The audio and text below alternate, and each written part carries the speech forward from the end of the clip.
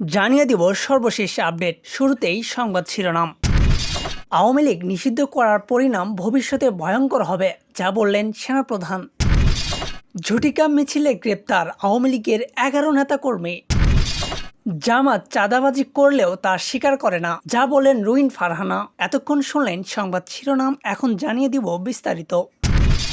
বাংলাদেশের রাজনীতিতে অস্থিরতার নতুন মাত্রা পেয়েছে আওয়ামী লীগের কার্যক্রম নিষিদ্ধ হওয়ার পর। গত 5 আগস্ট শেখ হাসিনা টানা 16 বছরের ক্ষমতা হারিয়ে ভারতে আশ্রয় নেন। এরপর নোবেল বিজয়ী মোহাম্মদ ইউনূস ছাত্র জনতার প্রতিনিধি হিসাবে ক্ষমতা গ্রহণ করেন। ক্ষমতায় আসার পর তিনি একে একে আওয়ামী লীগের সঙ্গে সংশ্লিষ্ট সংগঠন যেমন ছাত্রলীগ ও যুবলীগকেও নিষিদ্ধ ঘোষণা করেন।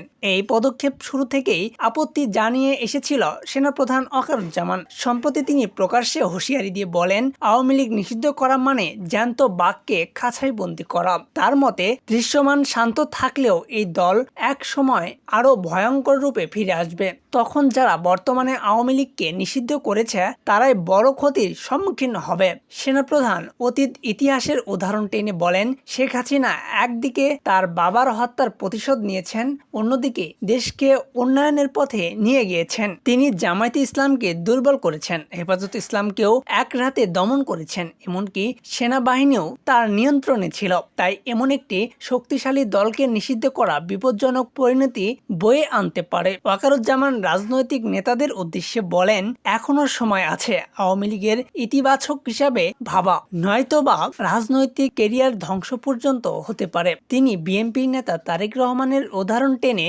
বলেন, আজ তিনি এমন অবস্থায় পৌঁছেছেন যে দেশে ফিরতে ভয় পান। সেনাপ্রধান সতর্ক করেন, আগুন নিয়ে খেলবেন না, আগুন আপনাদেরই পড়তে হবে। এদিকে 14 সেপ্টেম্বর ঢাকার গুলিস্তান আওয়ামী লীগের সমর্থনের বিক্ষোভ মিছিল হয়েছে বলে সামাজিক যোগাযোগ মাধ্যমে ভিডিও প্রচারও হয়েছে।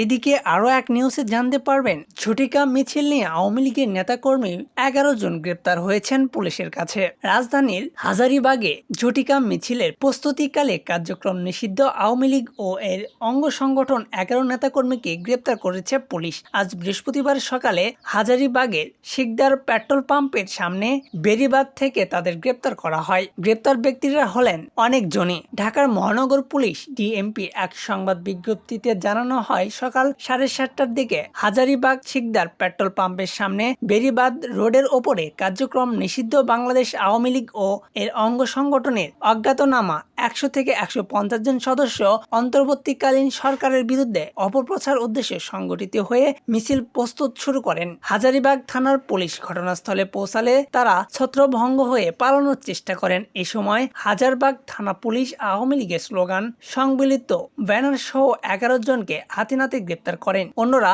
পালিয়ে যান। এই ঘটনায় হাজারীবাগ থানার সন্ত্রাস বিরোধী আইন মামলা করা হয়। এদিকে আরও এক নিউজে জানতে পারবেন, জামাত চাঁদাবাজি করে কিন্তু মুখে স্বীকার করে না, যা বললেন রুইন ফারহানা। বিএনপির নেত্রী রুইন ফারহানা বলেছেন, শুধু বিএনপি নয়, জামাতেও চাঁদাবাজ রয়েছে, কিন্তু বিএনপিকে পরিকল্পিতভাবে চাঁদাবাজ ত্যাগ দেওয়া হচ্ছে, প্রোপাগান্ডা চালানো হচ্ছে। বিএনপির নেত্রী রুইন ফারহানা বলেছেন, শুধু জামাতেও চাঁদাবাজ রয়েছে, কিন্তু বিএনপিকে পরিকল্পিতভাবে চাঁদাবাজ ত্যাগ দেওয়া হচ্ছে, প্রোপাগান্ডা চালানো হচ্ছে। বিএনপি চাঁদাবাজদের বিরুদ্ধে শক্ত অবস্থান নেওয়ার পরেও দলটি টার্গেট করেই অপপ্রচার চালানো হচ্ছে।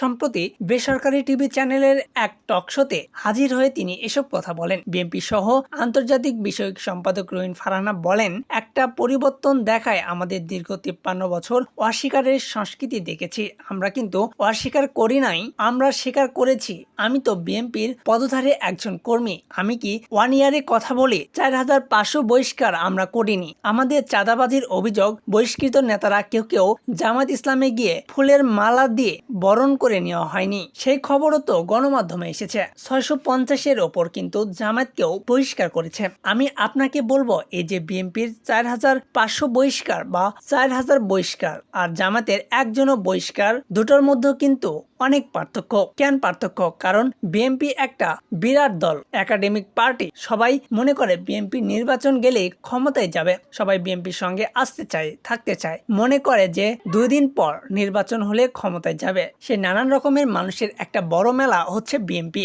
জামাত তো সৎ লোকের শাসন চায়, সৎ ব্যক্তির শাসন চায়। তাদের এখানে কি করে 650-এর ওপর চাঁদাবাজের জন্য বহিষ্কার হয়ে যায়। আমি এখন যে কথাগুলো বলছি না, এগুলো পরিপ্রেক্ষিতে যে উত্তরগুলো আসবে তখন কিন্তু তারা শরিয়া আইন ফলো করবে না।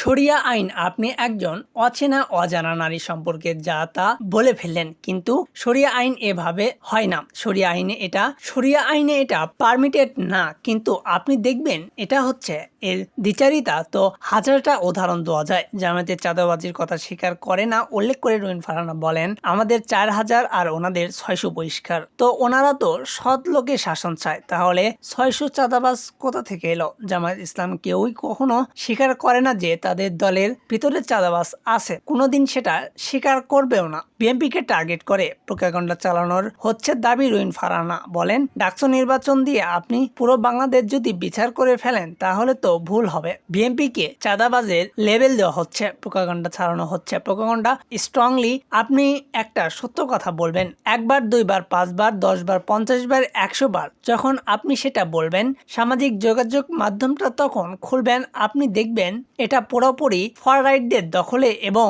ফার রাইটরা শুধু যে নিজেদের কথা প্রচার করছে বা আপনাকে গালাগালি করছে তাই নয়। এতক্ষণ আমাদের সাথে থাকার জন্য ধন্যবাদ। পরবর্তী সংবাদ পেতে আমাদের সাথেই থাকুন।